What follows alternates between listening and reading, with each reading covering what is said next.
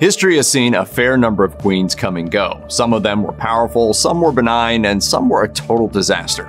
Occasionally, however, a queen took the throne who was fierce, dangerous, and utterly ruthless. These are the queens that no one wanted to mess with.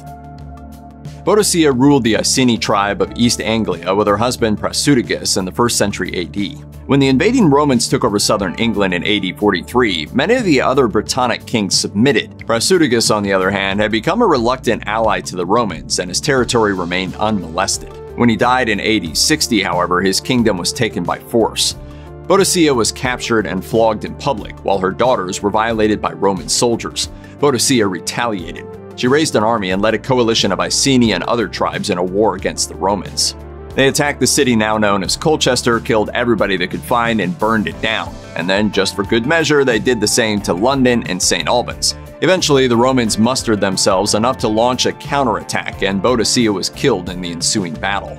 The only woman who ever reigned as an emperor in China, Zetian, held the Tang dynasty together for over 50 years. That wasn't exactly an easy task, however, and in order to do so, she had several rival branches of the Tang dynasty killed. Long before she took the throne, Zetian had been a concubine of 2 different emperors. After giving birth to several sons, she denounced the Emperor Gaozong's wife for killing her daughter and so became empress herself. When her husband later suffered a stroke, Zetian created a secret police to keep herself informed, and through them she imprisoned or killed pretty much everybody who stood in her way. Then, when Gaozong died in 683 AD, she navigated her youngest son into power so that she could rule through him. In 690, Zetian's son gave up his office, and she became emperor in her own right. And although she had fought fiercely for the throne, once Zetian had it, her rule was actually pretty calm, and even enlightened in some ways. She did her best to improve the status of women and began the practice of scholars running the government, appointing them to posts previously held by military personnel.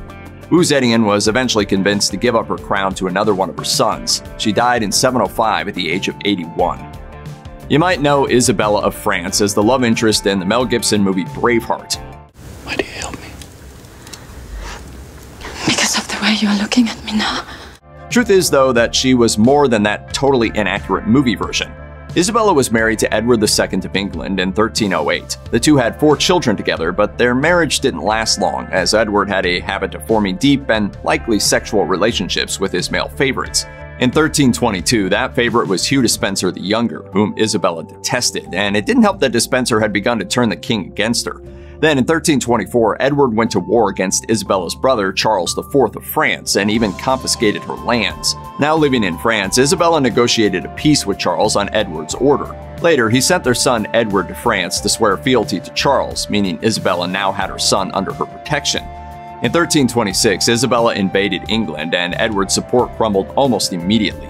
Hugh Despenser was hanged, drawn, and quartered, and Edward himself was imprisoned and later killed. Though her newly crowned son had a regency council, Isabella and her supposed lover Roger Mortimer ruled England in all but name for several years. Unfortunately for her, Isabella soon found herself on the wrong side of the crown yet again. Edward III launched a coup against his mother in 1330, and Isabella was forced to give up most of her income and lands. She was allowed to settle down as a dowager queen and died in 1358.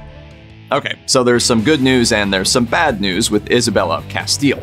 On the one hand, by marrying Ferdinand of Aragon, she helped consolidate their 2 kingdoms, and the two eventually became the first de facto rulers of a unified Spain. On the other hand, their policies helped kick off the Spanish Inquisition, which was great news for British comedians in the 70s, but bad news for basically everybody else. Well, I didn't expect a kind of Spanish Inquisition. Nobody expects the Spanish Inquisition! Isabella was also unpredictable from the start, as she had married Ferdinand without permission of her half-brother Henry IV, the King of Castile. When Henry died, a war of succession broke out. Eventually, both Isabella and Ferdinand managed to take the thrones of their respective kingdoms, and the two then fought to unify Spain under their rule. In the process, they also conquered Granada, the last Muslim stronghold in Spain. But you can't really get around the whole Inquisition thing.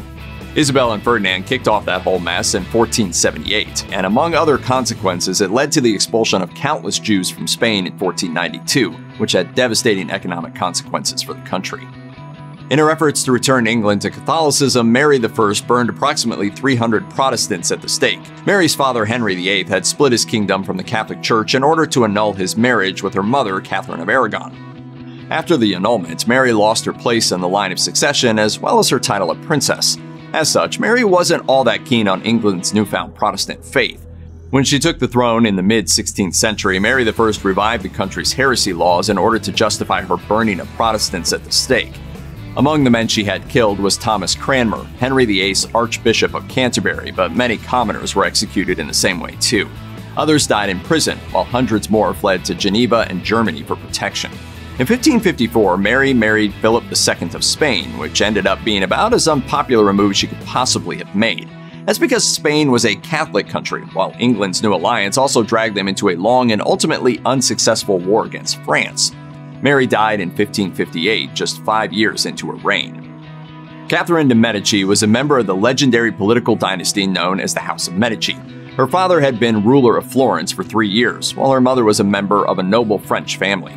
Sadly, within a month of Catherine's birth, both of her parents were dead by way of illness. She was married to the son of King Francis I of France, Henry II, in 1533, and became the Dauphin in 1536 after Henry's older brother caught a fever and died. After Henry's death in 1559, Catherine proceeded to rule France for 3 of her young sons: Francis II, who died a year into his reign, Charles IX, who died at age 23, and Henry III, who eventually came into his own and took over as king. Perhaps the most notable event in Catherine's tenure was the St. Bartholomew's Day massacre in 1572, in which she instigated the killing of thousands of Protestant Huguenots. Even into old age, Catherine continued to provide her sons with guidance, and she became known in particular for her generous patronage of the arts. She died a dowager queen in 1589 at the age of 69. Elizabeth I outlived several other contenders for the English throne, and she eventually proved more successful and ruthless than any of them. Among her many accomplishments during her 45-year reign was the consolidation of the Church of England in a country still recovering from decades of religious strife. In fact, for much of her life, Elizabeth didn't really care whether her subjects were Catholic or Protestant. After a number of conspiracies against her life began to emerge, however, she passed strict laws against Catholicism.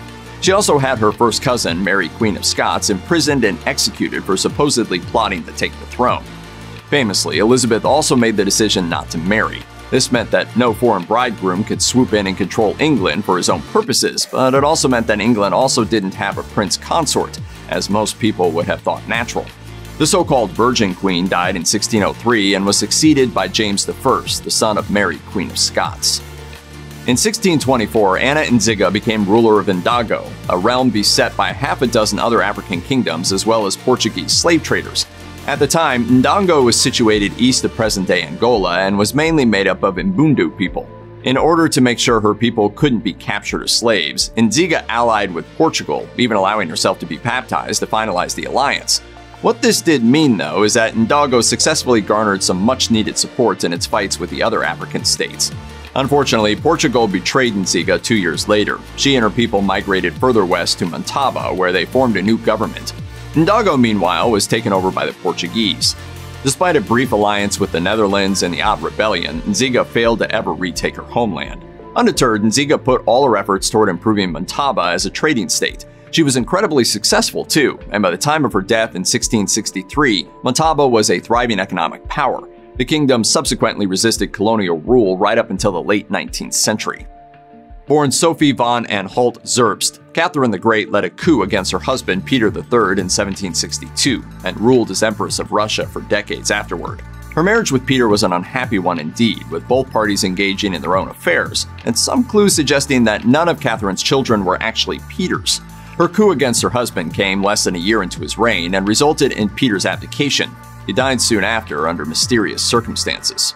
Catherine further proved her mettle by crushing an attempted rebellion and winning a war with Turkey. Though she had previously considered serfdom unconscionable after the rebellion, she focused on strengthening it, essentially keeping the Russian crown and aristocracy afloat. Catherine's machinations continued right up to her death, too. Her relationship with her son Paul left a lot to be desired, and she is said to have considered replacing him with her grandson Alexander. Before this could come to pass, however, Catherine died of a stroke. She at least got the last laugh, though, as when Paul was assassinated 5 years later, Alexander stepped up and became Tsar. Ranavalona I of Madagascar came to power after her husband's death in 1828 and began her reign by killing basically anyone who could threaten her rule. But that's not all. Just for good measure, she also forced those she suspected of disobedience to undergo a test which involved eating and vomiting pieces of chicken skin laced with poison. If they were able to regurgitate all 3 pieces, they were declared innocent. Most died. Not a great start, all things considered. During Ranavalona's reign, much of the progress earlier kings had made was rolled back, including trade agreements with nations such as Great Britain. The practice of putting the poor to work to settle their unpaid taxes, essentially creating a caste of indentured servants, also increased during Ranavalona's reign. Ranavalona forbade Christianity too, and those Christians who didn't leave were persecuted and tortured. All in all, Madagascar's population was reduced by half during the 33 years she ruled the country. Eventually, her son, Radama II, attempted a coup against her, which failed. Ranavalona died in 1861, though, and Radama took the throne anyway. Check out one of our newest videos right here. Plus, even more grunge videos about your favorite stuff are coming soon. Subscribe to our YouTube channel and hit the bell so you don't miss a single one.